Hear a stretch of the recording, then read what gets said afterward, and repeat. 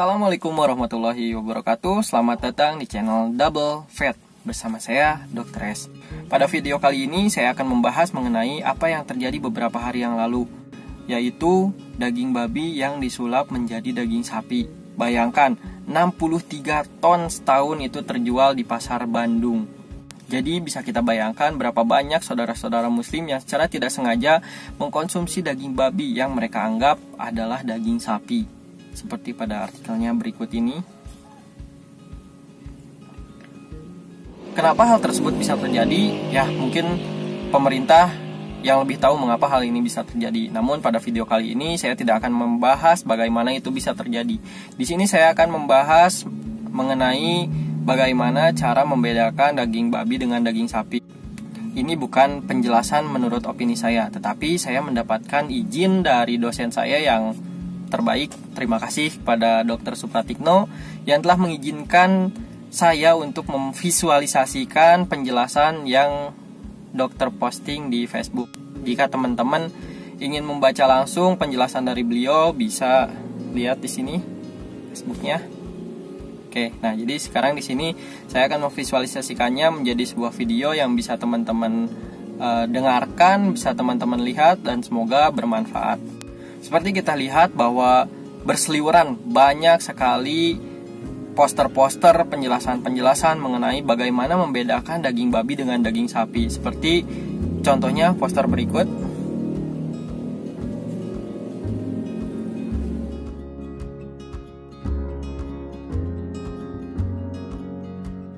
Pada poster tadi dijelaskan bahwa membedakan daging babi dengan daging sapi dan daging celeng itu ada beberapa faktor, antara lain warna, serat, tekstur, lemak daging, dan aroma. Namun, bagaimana dengan masyarakat yang mungkin jarang membeli daging atau sering membeli daging tetapi tidak memperhatikan begitu jelas bahwa seratnya seperti ini, warnanya seperti ini, atau teksturnya seperti ini? Dan bagaimana pula dengan daging yang sudah diolah atau sudah menjadi potongan-potongan kecil? Bukankah itu akan menjadi lebih sulit? Nah, di sini kita akan bahas satu persatu. Pertama, kita bahas mengenai warna. Di poster disebutkan bahwa daging babi itu berwarna lebih terang dibandingkan daging sapi.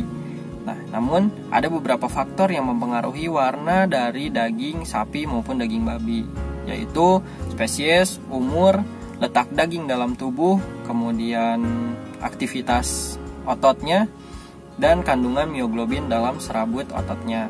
Memang secara umum daging babi berwarna lebih terang dibandingkan daging sapi. Namun pada sapi atau kambing yang masih muda, warna dagingnya itu juga sama, lebih terang dibandingkan sapi yang lebih tua. Jadi bagaimana kita bisa membedakan apakah ini daging babi atau ini daging sapi yang muda? Nanti ada tipsnya memilih daging agar terhindar dari kesalahan di saat kita akan membeli daging sapi, ternyata kita dapatnya daging babi atau daging celeng, daging babi hutan. Nah, kemudian faktor lainnya yaitu letak daging dalam tubuh. Bagaimana maksudnya ini letak daging dalam tubuh? Jadi, secara umum tadi dibilang bahwa daging babi itu lebih terang warnanya dibandingkan daging sapi. Namun, daging pada bagian otot paha itu warnanya lebih merah tua dibandingkan daging pada bagian lain di tubuh babi.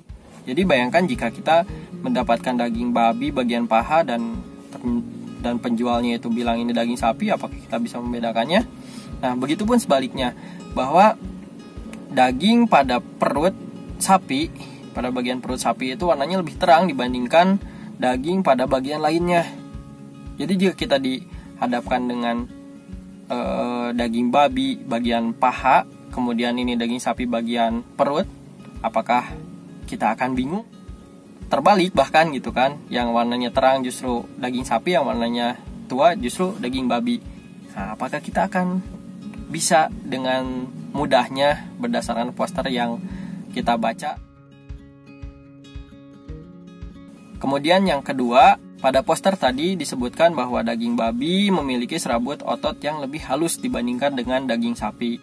Secara umum memang betul, tetapi kita juga tidak bisa mengesampingkan faktor-faktor yang mempengaruhi bentuk dari serabut otot daging babi maupun daging sapi. Sama halnya pada warna, beberapa faktor yang mempengaruhi yaitu umur, letak daging, kemudian aktivitasnya juga, Pada babi yang umurnya masih muda memang memiliki serabut yang lebih halus dibandingkan daging babi yang umurnya lebih tua. Begitupun pada sapi. Sapi muda memiliki serabut otot yang lebih halus dibandingkan serabut otot sapi yang umurnya lebih tua. Kemudian pada sapi yang biasa dikandangkan akan berbeda pula serabut ototnya dibandingkan sapi yang digunakan untuk bekerja, misalkan membajak sawah atau menarik gerobak. Pun pada babi yang diternakan itu serabut ototnya lebih halus dibandingkan babi hutan yang banyak beraktivitas, itu serabut ototnya akan lebih kasar. Jadi untuk kebanyakan masyarakat juga cukup membingungkan bahwa membedakan daging dari serabutnya. Hanya mungkin orang-orang tertentu yang biasa menangani daging, biasa bersentuhan langsung, berhadapan langsung dengan daging sapi maupun daging babi, mungkin mereka akan merasa ada bedanya gitu. Namun untuk yang jarang membeli daging atau jarang menghadapi atau jarang berhadapan dengan daging atau kurang memperhatikan daging dan hanya terima setelah masak, yaitu akan cukup sulit untuk membedakan dari serabut ototnya saja. Ya, faktor berikutnya adalah ketebalan lemak pada daging babi, sapi, maupun pada daging celeng. Pada daging babi disebutkan bahwa kondisi lemaknya itu tebal dan lunak, sedangkan pada sapi itu tebal dan keras atau kaku, dan pada celeng itu lemaknya tipis. Ya, memang beberapa yang disebutkan di atas itu adalah benar. Namun pada kenyataannya, kondisi lemak pada hewan ini seperti aroma, ketebalan, dan warna itu bisa dimodifikasi sesuai keinginan pasar. Kondisi warna lemak ini bisa dipengaruhi dengan penambahan pigmen yang terdapat pada pakan. Selain itu, kondisi status fisiologis hewan juga dapat mempengaruhi warna dan konsistensi dari lemak hewan tersebut.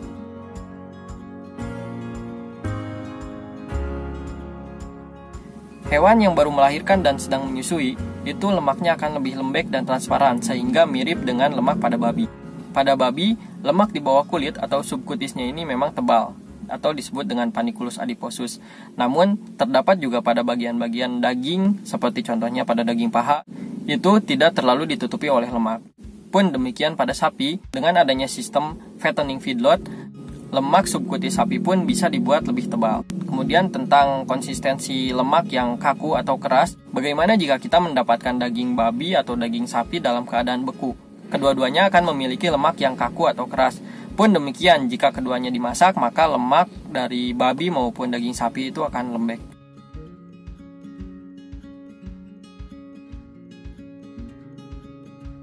Faktor lain yaitu aroma. Seharusnya aroma ini bisa sangat membantu kita untuk membedakan daging babi dengan yang lainnya. Hal ini terkait dengan struktur gugus protein penyusun daging serta struktur lemaknya yang spesifik spesies.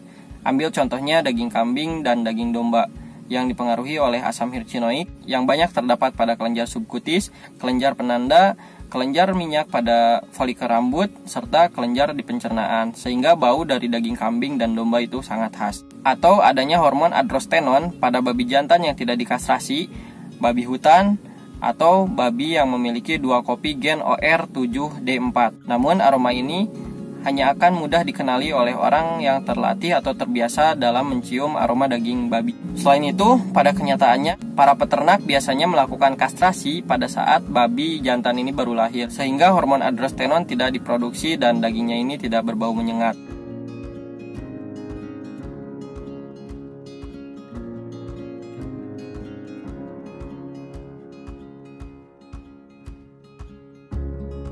Selain itu, banyak para pedagang yang mengakali dengan membumbui terlebih dahulu daging babi ini, atau disinyalir daging babi ini juga dilumuri darah sapi sehingga baunya akan mirip seperti daging sapi.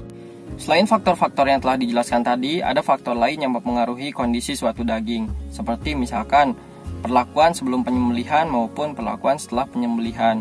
Hewan yang mengalami stres kronis atau stres berkepanjangan, dagingnya cenderung akan berwarna gelap, teksturnya keras, dan daging ini cenderung kering, tidak juicy, atau disebut juga DFD, dark, firm, dry. Kemudian pada hewan yang memiliki stres akut atau stres yang terjadi beberapa saat sebelum penyembelihan, maka kondisi dagingnya itu cenderung akan pucat, kemudian lunak dan berair, atau biasa disebut juga daging PSE, pale, soft, and exudative.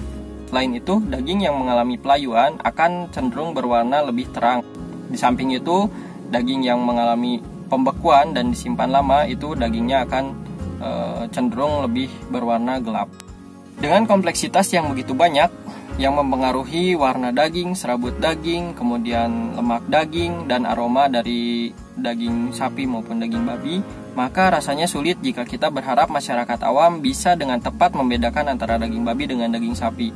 Apalagi jika seseorang tersebut jarang membeli daging atau jarang berhadapan dengan daging, maka akan sulit di lapangan untuk menentukan mana daging yang berwarna merah muda atau merah tua, mana serabut otot yang keras atau lunak, mana aroma daging babi atau aroma daging sapi. Itu rasanya sangat sulit untuk dilakukan masyarakat awam yang jarang berhadapan dengan daging. Disinilah negara dituntut untuk hadir sebagai perlindungan konsumen. Namun kenyataannya di lapangan banyak keterbatasan yang dialami pemerintah, seperti jumlah personel yang kompeten, keterbatasan peralatan, kemudian dukungan pendanaan, serta banyaknya pekerjaan administratif yang harus dilakukan. Sehingga ini menjadi pertanyaan, mengapa kasus ini bisa terjadi dalam waktu yang cukup lama dan omset yang begitu besar. Semoga kejadian ini tidak terjadi lagi di masa depan. Sekian penjelasan dari saya mengenai faktor-faktor yang mempengaruhi daging dalam membedakan daging babi dengan daging sapi, yang diambil berdasarkan pernyataan seorang ahli yaitu Dr. Supratikno. Sekali lagi terima kasih dokter atas izinnya untuk saya mengcopy penjelasan yang dokter posting, sehingga saya bisa membuat video ini untuk dibagikan kepada masyarakat yang menonton channel YouTube ini. Semoga menjadi amal baik untuk dokter. Sampai pada tips yang ditunggu-tunggu, bagaimana cara memilih daging pada saat kita ingin membeli daging sapi di pasar. Jadi teman-teman bisa saja langsung membaca tips-tipsnya berikut ini.